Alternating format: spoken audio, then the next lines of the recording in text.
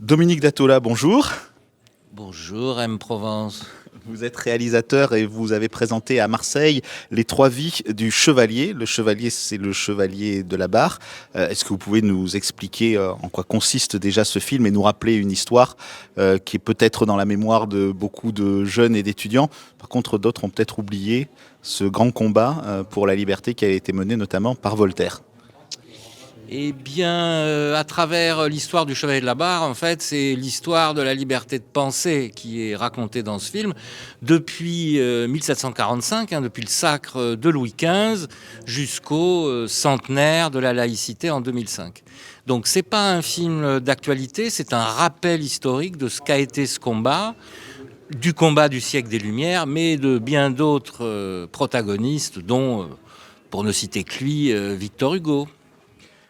Aujourd'hui, on a le sentiment que ce sont des sujets d'actualité. On est à un peu plus d'un an du triste décès de Samuel Paty. Est-ce que ces faits dramatiques donnent un éclairage particulier à un film comme le vôtre ? Alors, ce film ne parle pas du tout de l'islam, en fait. C'est un rappel historique. On sait que tous les intégrismes se répondent les uns aux autres, mais le ministère des Affaires étrangères ne s'était pas trompé en me demandant de venir clore à Singapour un grand colloque islam et laïcité, en fait, en prenant pas frontalement le problème, mais en rappelant aux intervenants sur place que les problèmes d'intégrisme étaient de toutes les religions et n'avaient pas de frontières. Quant à l'actualité Samuel Paty, malheureusement, je dirais, ce film, à chaque fois qu'il y a un problème qui se pose de cette nature-là, on redemande le film. D'une certaine façon, c'est triste que ce film redevienne d'actualité, en fait, qui fasse de la curation plutôt que de la prévention. Aujourd'hui, c'est un film qui parle de cette liberté de penser, liberté d'agir. Voltaire avait été aussi actif sur la liberté d'expression quand il disait que peu importe les idées, de toute façon, il était prêt à combattre, même pour des idées qui n'étaient pas les siennes.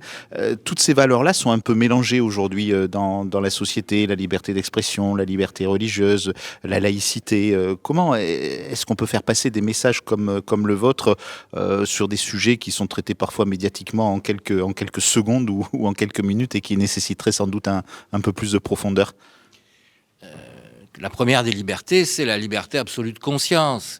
Après, la liberté d'expression, elle vient après. C'est déjà avoir la liberté de conscience. Que la laïcité, comme c'est rappelé d'ailleurs sur un flyer, il me semble que j'ai lu ça, la laïcité n'est pas une opinion, mais permet d'avoir une opinion, ce qui est que largement différent. Donc c'est vrai que encore aujourd'hui, ça peut paraître ou abscon ou ringard, la laïcité, alors que fondamentalement, c'est la base même de notre démocratie et c'est la base même de la Révolution française. On revient sur l'histoire du chevalier de la Barre. C'est quelqu'un qui a été torturé, qui a été mis à mort pour un motif qui apparaîtrait aujourd'hui comme complètement dérisoire. Mais là aussi, malheureusement, on est parfois un peu rattrapé par l'actualité. Bon, ça, il faudrait voir le film.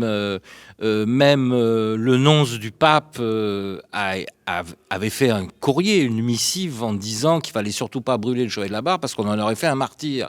En d'autres temps, on a fait un martyr de Socrate, ce qui a été totalement contre-productif, pour ses propres censeurs. C'est la même chose pour le Chevalier de la Barre, en fait. Ce qu'il faut comprendre, c'est que dans les arcanes de l'appareil d'État, Louis XV essayait de se racheter, voilà, parce que le pavillon au cerf, c'était son grand lupanar où il y avait des partous en permanence. Bon, il se trouve que les jésuites voyaient ça d'un mauvais œil, donc en se rachetant, il fallait qu'il y en ait un qui passe à la trappe. Et de toute façon, il n'avait pas gracié Damien. qui était son agresseur. Donc il ne gracie pas non plus le Chevalier de la Barre en disant je n'ai pas gracié un crime de lèse-majesté, je ne vais certainement pas gracier un crime de lèse-majesté divine. Voilà, basta. Et l'histoire a été jugée en appel en 10 minutes à la conciergerie, à Paris. Votre film a eu le prix de l'initiative laïque au rendez-vous de l'histoire de Blois. Est-ce qu'aujourd'hui, il n'y a pas aussi une perte des repères historiques? On parle beaucoup de l'enseignement de l'histoire à l'école, sans revenir toujours à Samuel Paty, qui était professeur d'histoire. Est-ce que tout ça aussi n'est pas en lien? Est-ce qu'il n'est pas important, grâce à des films comme ça, grâce à des livres, grâce à des émissions de télévision, de retrouver un peu l'histoire aujourd'hui? Et on n'a pas un peu perdu ce type de repères dans la société actuelle? Alors, ce film a été validé par plusieurs instances de l'éducation nationale, pas par le ministère lui-même, mais par plusieurs instances de l'éducation nationale, ou des sympathisants de l'éducation nationale, comme la Ligue de l'enseignement ou le Fonds Maïf pour l'éducation. Donc, on sait que ce film est préhensible dès la 3e. C'est que j'ai bien fait gaffe avec les spécialistes, et ils sont nombreux qui sont exprimés dans ce film, que des mômes puissent voir le film. Et les projections qui ont été faites avec des scolaires ont toutes très bien marché. Je m'étais même amusé, je leur avais même demandé pour certains pas de noter ce qu'ils n'avaient pas compris, mais juste de mettre des petits bâtons à chaque fois qu'ils ne comprenaient pas un mot. Le maximum que j'ai eu, c'est 13 mots qui n'était pas compris sur un film d'1h50. Donc je savais que j'avais gagné mon pari. À ce titre, je rappelle que à Niort, la Maïf doit encore aujourd'hui diffuser 4000 DVD. 4000, c'est pas rien, que j'ai mis à leur disposition depuis... Bon, on ne demande pas l'âge aux jeunes filles, mais depuis 2017, et qui sont toujours pas distribués, voilà, et qui sont toujours à destination des médiathèques de tous les lycées de France. Il y a 3373 lycées, peut-être à un ou deux près aujourd'hui, je sais pas trop, mais on leur en a tiré 4000. J'attends, voilà. Et en dehors de ces DVD, votre film, on peut le voir où et comment? En dehors de ces DVD, il y a des projections débat qui sont faites. Il n'y a pas de streaming. Malheureusement, je dirais, ou heureusement, il n'y a pas de diffusion télévision. C'est un film qui a été fait pour le cinéma. Au niveau des formats, ça se passe pas du tout de la même façon. J'ai fait 3 fois le tour des télés, alors que je suis un ancien transfuge de France 3 à la rédaction nationale. Voilà, il n'y a pas eu pour autant de diffusion à la télévision. Il y en aura peut-être un jour. Donc c'est un film qui se promène de salle en salle, à Marseille aujourd'hui, aux Variétés. C'est la 93e.